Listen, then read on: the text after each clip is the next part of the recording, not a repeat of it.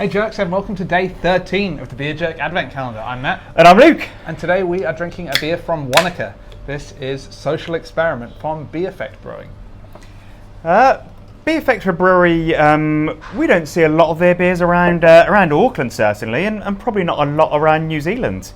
They're a pretty big deal in Wanaka. Yeah. Cheers. Cheers. So really nice to be able to get this beer in your hands, all you wonderful jerks in every corner of New Zealand. I hope it's going to be a nice treat for day 13 of the Advent Calendar. Yeah, now Social Experiment is a beer that if you are familiar with b.effect you may have seen before, but you may not have seen this one because it's a rotating series. So what that means is it's an IPA that they produce, and every time they brew it, they change up the recipe. So this one is an IPA specifically designed to showcase Pacific Sunrise hops. Now, Pacific Sunrise is a hop that's been around since 2000, and it was co-produced by New Zealand Hop Research in conjunction with Nelson Sauvin, which I'm sure many more of you will have heard of. And they were kind of pushed together as the kind of two pioneering new wave New Zealand hops. And then Sauvin took off in popularity, and Pacific Sunrise kind of got forgotten about and left behind for about 20 years until last year and this year people kind of have rediscovered it. Until then it was treated as kind of a high alpha acid bittering hop, which you add in early in the brew to kind of give you bitterness and structure, but don't really use late when the kind of superstar hops shine, where you got those floral and fruity notes that are coming through. So yeah, it's really cool to see that this hop is having its day. Yeah, real good story of the underdog, and of course if it's a hop that comes out at the same time as Nelson Sauvin, just what a superstar hop. It's like, I don't know, it's like having Arnold Schwarzenegger as your twin or something. It just Are they remaking Twins? They're making Twins 3, I've heard about, yeah, with Eddie Murphy. Yeah. Anyway, clearly that's on my mind at the moment. I didn't know about the Eddie Murphy. Yeah, it's coming on it. Yeah, so great. So yeah, if you want to be in the spotlight, you probably don't want Eddie Murphy or Danny DeVito as your twin in that fact either, because they're all wonderful, wonderful performers and comedians.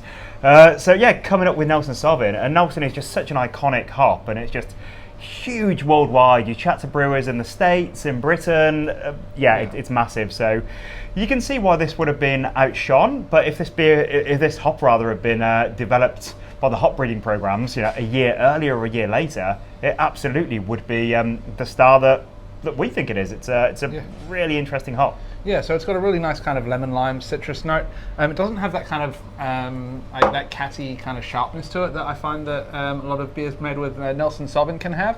Yeah. So to me, this is more of an all-purpose hop and less divisive. Yeah, very different. Yeah, and it's got that kind of bit of like a melony, like rock melon kind of note to it as well. Okay. Yeah, I'm getting a nice but bit of a classic American Pale Ale vibe from it. It's got a nice bit of bitterness. It's just keeps you coming back for more. It's got a nice bit of sort of residual sweetness in the body of it as well. Just a bit of a classic, old school West Coast IPA. It's not overly boozy. Yeah, it's got, as you said, it's got that nice note of bitterness to it. Well rounded. Just a really nice IPA. Well put together, and. Good example of that single hop to kind of allowing you to show what that's all about. Yeah. But yeah, b.effect are a cool little brewery down in Wanaka. They first came. Have you been? I have been. Sorry to interrupt. Yeah, they first came to my attention a few years ago. I met the brewer when I was working at Brothers Beer in the city here, and they were doing a lot of interesting stuff early on with wine barrels and wine yeasts. So they had a wine yeast fermented barrel aged double IPA, which was fantastic. They were doing a lot of stuff. Their Pilsner originally used a wine yeast, and it seems like they've moved away from that in recent years. I guess because B has been designed for beer. But I think a lot of that stuff that experimental stuff that they do doesn't actually leave the brewery. They do a few single barrel things and stuff like that. And so they had a really cool and diverse tap list when I went down that featured some stuff that they're just not putting in package. And they've only been packaging for a couple of years now.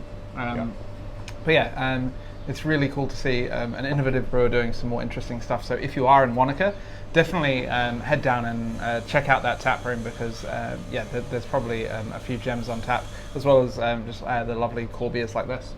Yeah, that's a good point. I think with breweries like this that are regional breweries that cater to a lot of the locals, and obviously there's loads and loads of tourists in Wanaka, there'll be a massive demand on this brewery to make core range beers. People go into a bar, they want to drink an IPA, they want to drink an iced lager. So I think a lot of the stuff they are packaging would be more of your, just traditional craft beer type beers that are well made. Yeah, they've got a Pilsner and a Hazy and all that kind of standard stuff that you'd expect.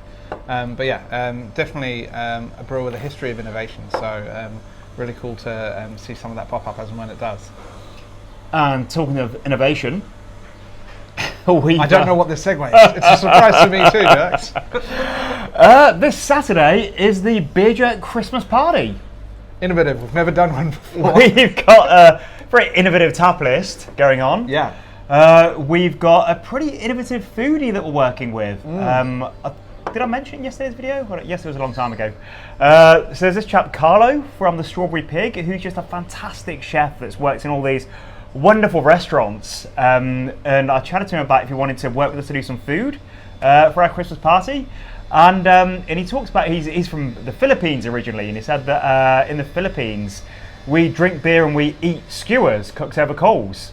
And I was like, well, that sounds delicious. People are going to be into that. Yeah, absolutely. So he's come up with this menu that he's paired to 3 of the beers that we're going to have on tap, which he's put so much innovation, thought, consideration into pairing these skewers. So he's doing things like he's doing a Prosecco reduction, he's doing a tea glaze using Key Moon tea, which is a tea that's used in the Desperate Glory beer we're going to be pouring.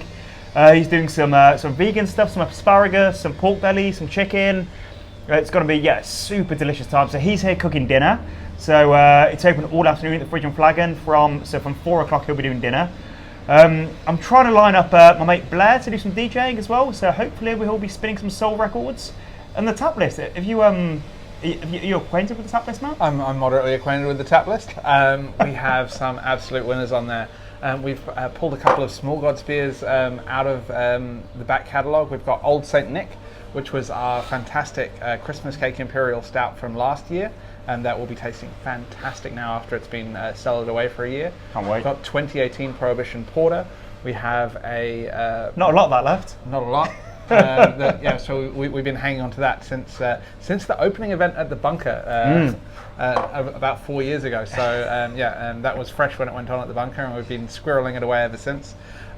We've got a maple syrup Imperial Stout from Mountain Culture that we imported specially.